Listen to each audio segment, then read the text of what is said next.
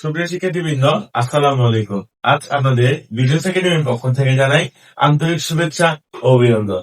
আজ আপনাদের সামনে আমি একটি নতুন বিষয় নিয়ে হাজির হয়েছি। আজ আমরা হিসাব বিজ্ঞান এর দ্বিতীয় অধ্যায়ের হিসাব সমীকরণ সম্পর্কে আলোচনা করব। তাহলে দেরি না করে ক্লাসটি শুরু করি। আসুন, আজ আমরা শিখবো হিসাব সমীকরণ কি।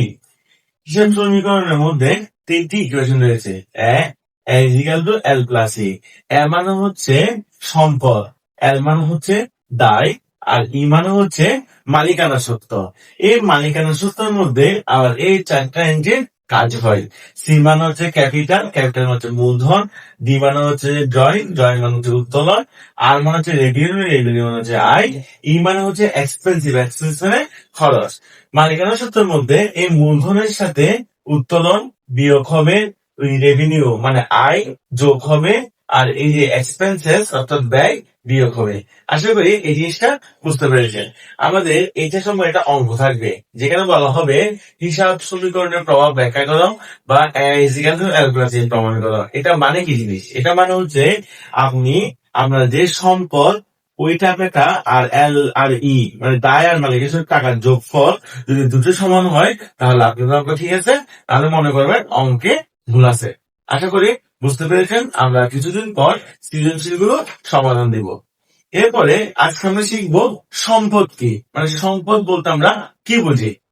সম্পদ বলতে বোঝায় অর্থনৈতিক পরিসম্পদ যা কোনো ব্যবসায়ের মালিকানাধীন থাকে, যা মূলধন অর্জনের কাজে ব্যবহৃত হয়। মানে সম্পদ হচ্ছে এমন একটা জিনিস যেটা হচ্ছে ব্যবসায়ের অর্থনৈতিক পরিসম্পদ, মানে অর্থনৈতিক ক্যাপিটালের সাথে জড়িত, যা কোনো ব্যবসায়ীর মালিকানাধীন থাকে, মানে যেটা কোনো ব্যবসা বা কোনো মালিকের মালিকানাধীন থাকবে, যা মূলধন অর্জনের জন্য ব্যবহার করা হয়।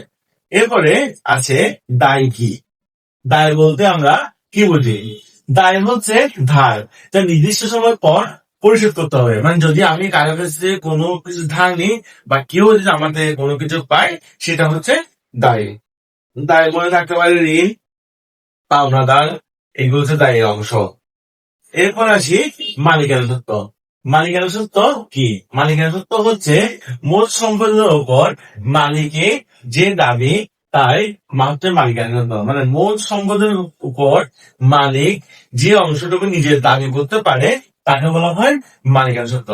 মালিকানা সত্ত্বকে চারটি উপাদান প্রভাবিত করে। মালিকানা সত্ত্বের চারটি উপাদান যেটা আমরা প্রথমে পড়ে আসছিলাম। মালিকানা সত্ত্বের চারটি উপাদানের মধ্যে প্রথমটি হচ্ছে মালিকের বিনিয়োগ। মালিকের বিনিয়োগ মানে কি জিনিস? মালিক ব্যবসায় যাই দিবে তা হচ্ছে মালিকের বিনিয়োগ। দ্বিতীয় হচ্ছে আয়, মালিক যেগুলো আয় করবে সেগুলো আয় বসবে। এরপর হচ্ছে ব্যয়। ব্যয় মানে কি? ব্যয় মানে হচ্ছে খরচ। আর উত্তোলন, উত্তোলন মানে হচ্ছে মালিক যদি ব্যবসা থেকে কোনো কিছু নিয়ে ফেলে সেটা বলে উত্তোলন। আশা করি সবাই বুঝতে পেরেছেন।